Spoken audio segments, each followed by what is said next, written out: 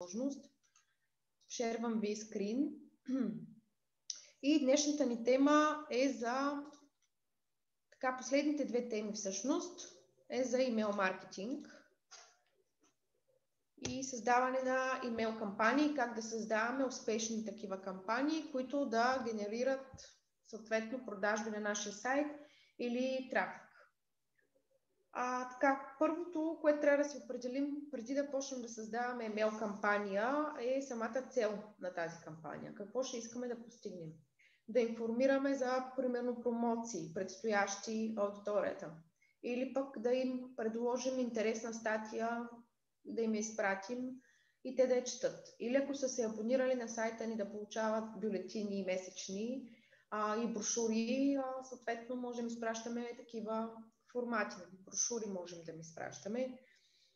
Ако искаме пък нещо ново, като нова услуга или нов продукт да рекламираме, може да изпратим такъв MailChimp. MailChimp, в смисъл такъв имейл маркетинг. MailChimp като инструмент, който ще разгледаме днеска, той е удобен, защото може да се конфигурира да работи с Facebook и с Instagram. Може да се настрои от програмиста, така че да можем да си пускаме кампании директно, примерно пускайки кампания от Facebook, да може пускайки имейл кампания, тя да може във Facebook да бъде избрана и да се рекламира и там.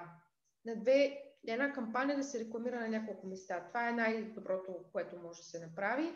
Ако пък не използваме този тип за интеграция, можем просто да пускаме имейл кампания, която отделно сме пуснали във Facebook и в Google Ads. И това е вариант. Ние в момента работим на този принцип. Пускаме само имейл кампании, които не ги рекламираме. Безплатно си пускаме кампаниите в MailChimp и отделно си ги рекламираме в Facebook и в Google. И в Instagram. Така. Като се определим целта на имейл кампанията, следващото е да определим таргет аудиторията. Каква ще е тя? Това са сабскрайбналите се най-често. Трябва задължително при имейл маркетинга да спазваме закона за електронната търговия и да не изпращаме непоискано съобщение. Търговско съобщение.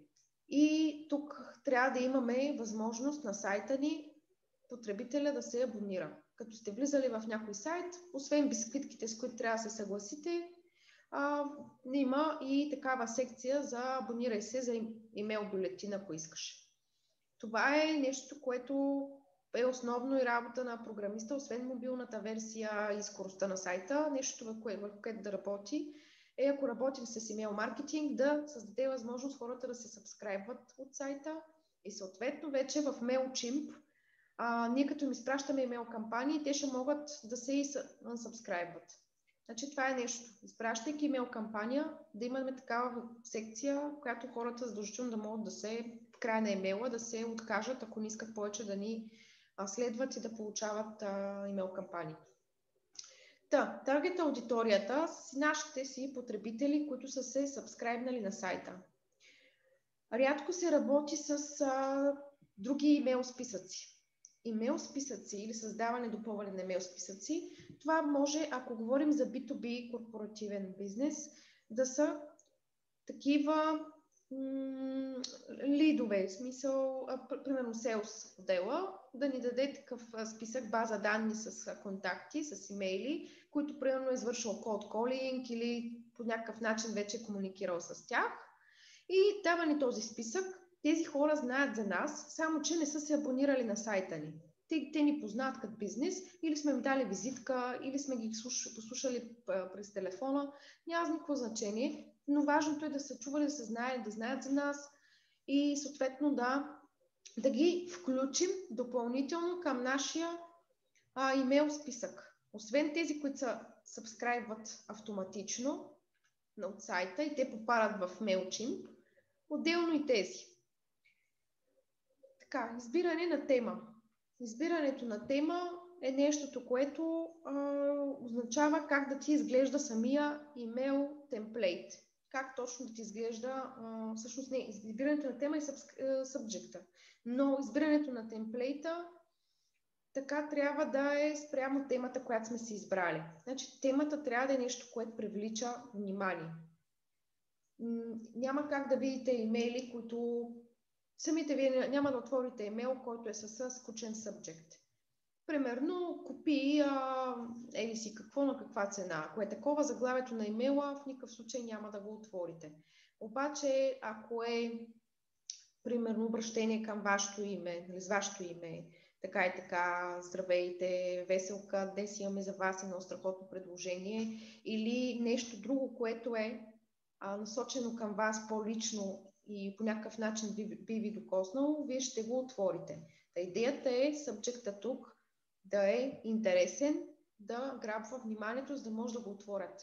Вече следващото е да сме си направили готин темплейт. Не е нужно да сме дизайнери, за да използваме темплейтите, които ни предлага MailChimp и други софтуери.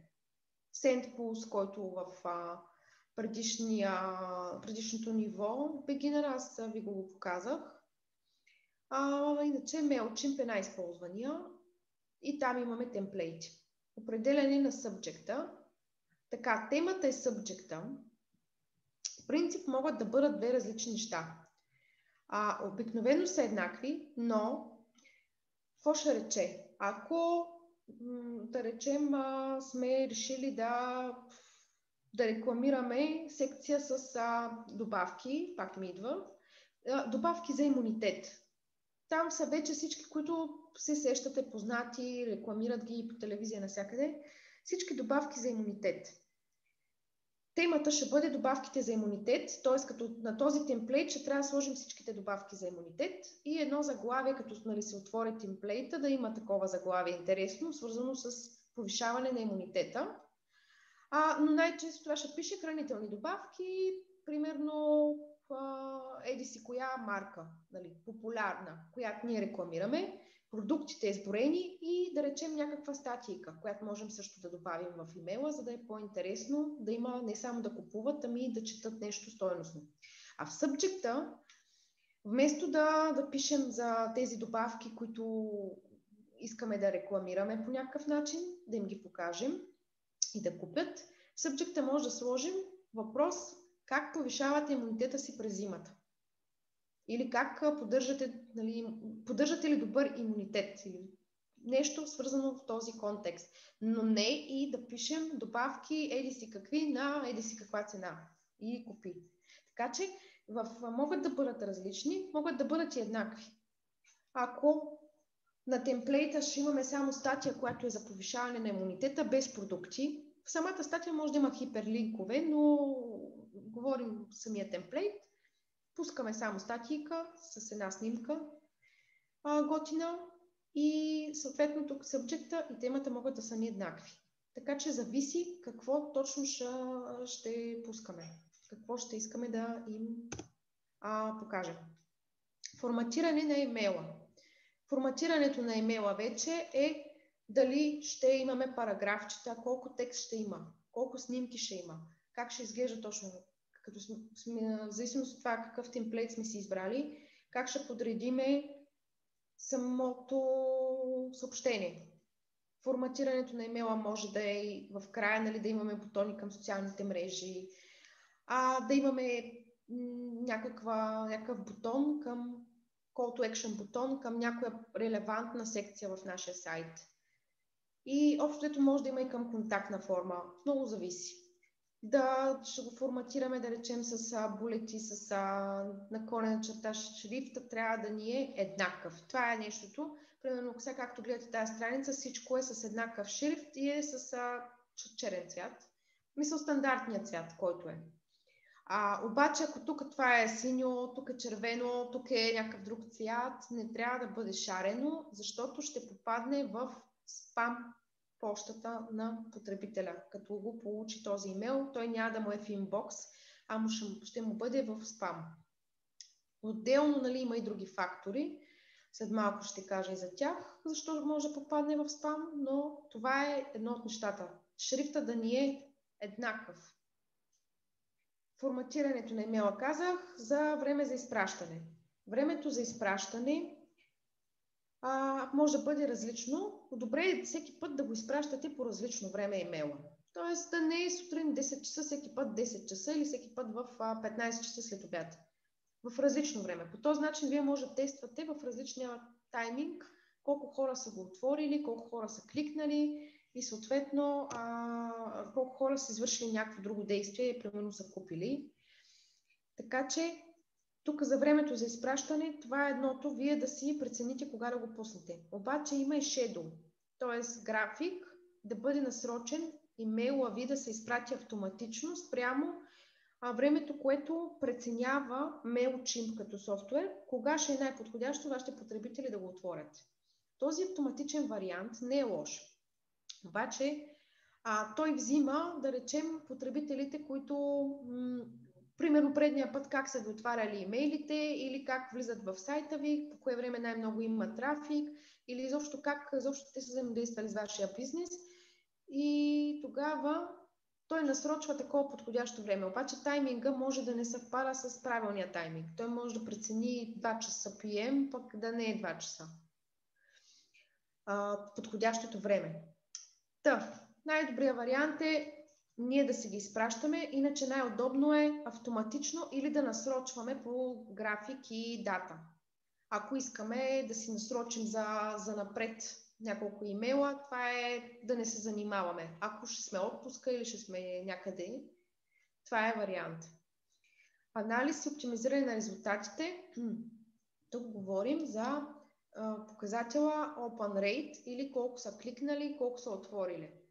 Или нас това не интересува, доколко хора са го получили, дали всички имейли са ги получили нашите кампании и съответно дали всички са кликнали или само са отворили. Така, за имейл маркетинг tool